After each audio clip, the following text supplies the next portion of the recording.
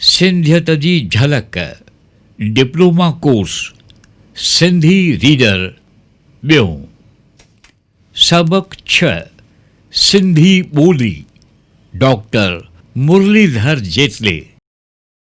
भारत हिकु विशाल देश आहे जंहिंमें घणियूं ॿोलियूं ॻाल्हायूं वञनि थियूं।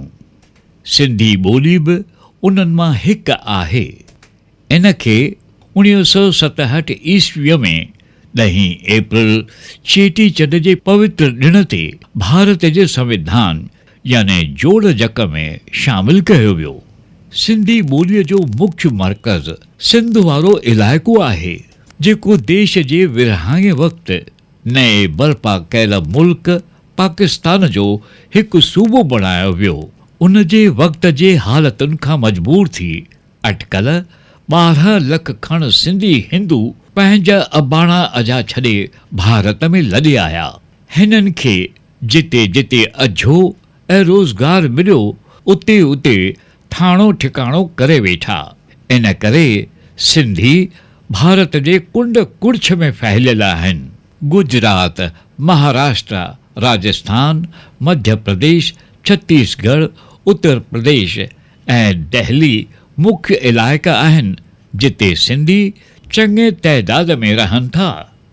गुजरात ऐं राजस्थान प्रांतनि जूं उहे एराज़ियूं जेके सिंध जे सरहद खां लॻल आहिनि उते पिणु सदियुनि खां वठी लंघा, मंगणहार, जत, जाड़ेजा ऐं सोढा वग़ैरह रहनि था जिन जी मातृभाषा सिंधी आहे।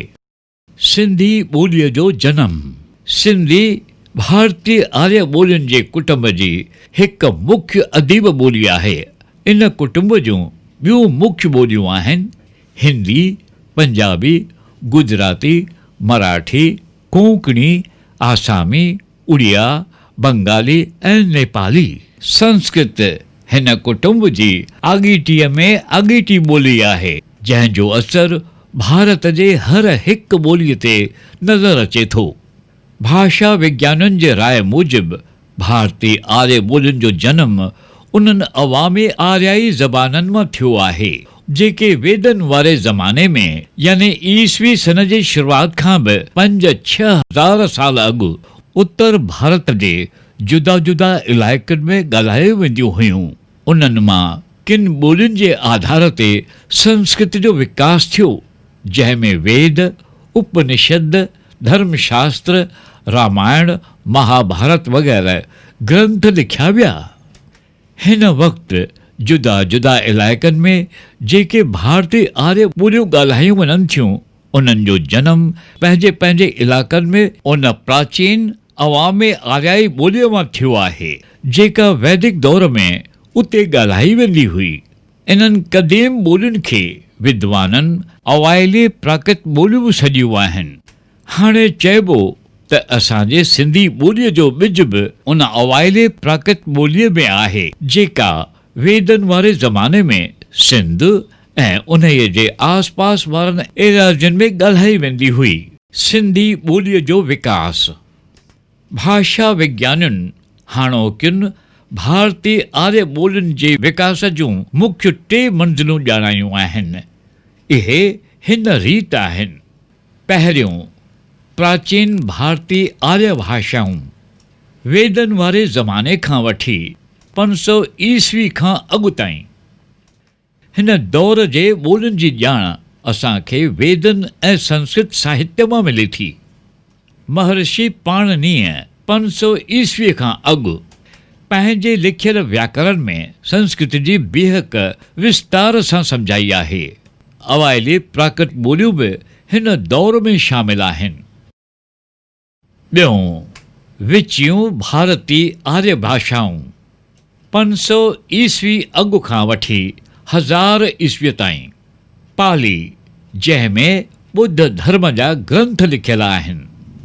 साहित्य में मिलंदड़ प्राकृतिक ॿोलियूं मागधी, अर्धमागधी, शौरसेनी ऐं महाराष्ट्री वग़ैरह ऐं अपभ्रंश जंहिंमें सिधनी ऐं जोगियुनि जा रचियल दोहा मिलनि था हिन दौर जूं ॿोलियूं आहिनि। टियों, न्यू भारतीय आर्य भाषायूं 1000 ईस्वी खां वठी अॼु ताईं हलंदड़ हाणोकियो भारतीय आर्य भाषाऊं हिन दौर में शामिल आहिनि। इन्हनि भाषाउनि अवाइली प्राकृत ॿोलियुनि मां जनम वठी विच दौर जे इलाइक़े बोलचाल वारनि ॿोलियुनि मां फिरी घिरी 1000 ईस्वी जे आसपास पंहिंजो निरालो रूप ज़ाहिर कयो। इन तरह असांजी सिंधी ॿोलीअ बि विकास जूं इहे मंज़िलूं पार करे पंहिंजो अलहदो रूप अख़्तियार कयो।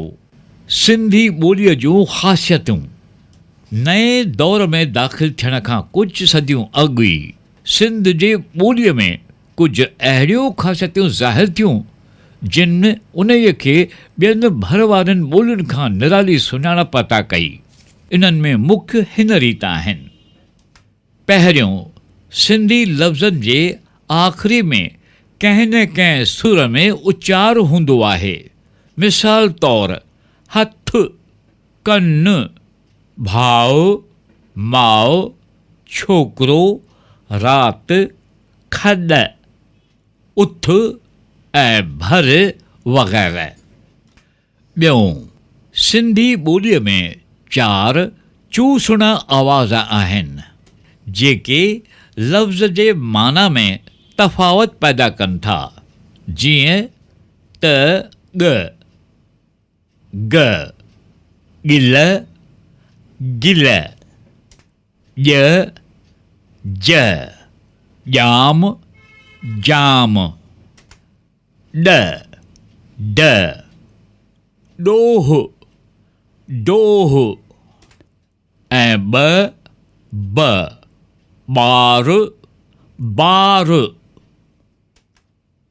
टियों, सिंधीअ में 5 नकावां व्यंजन ङ, ञ, ण, न, म ऐं 4 गहकेदार व्यंजन ख, ग़, ज़, फ, फ, फुटी, फुटी।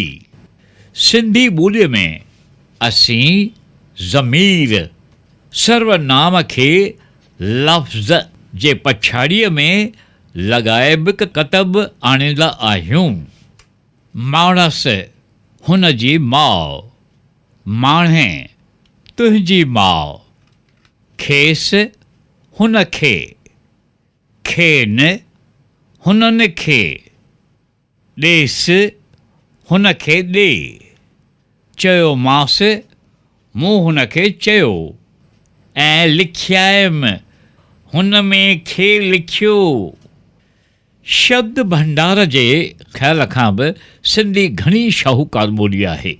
जीअं त उठ लाइ, मच्छीअ जे क़िस्मनि लाइ असां वटि घणेई लफ़्ज़ आहिनि। उठ लाइ करहो, तोॾो, चांगो ऐं बोदो वग़ैरह, ऐं मच्छीअ लाइ दोथर, पल्लो, ॾंभरो, घांघट ऐं झींगो वग़ैरह 100 खण लफ़्ज़ आहिनि। अचो त असीं पंहिंजी मातृभाषा सिंधीअ ते फ़ख़ुरु वठूं ऐं उन्हीअ जो गहरो अभ्यास करियूं।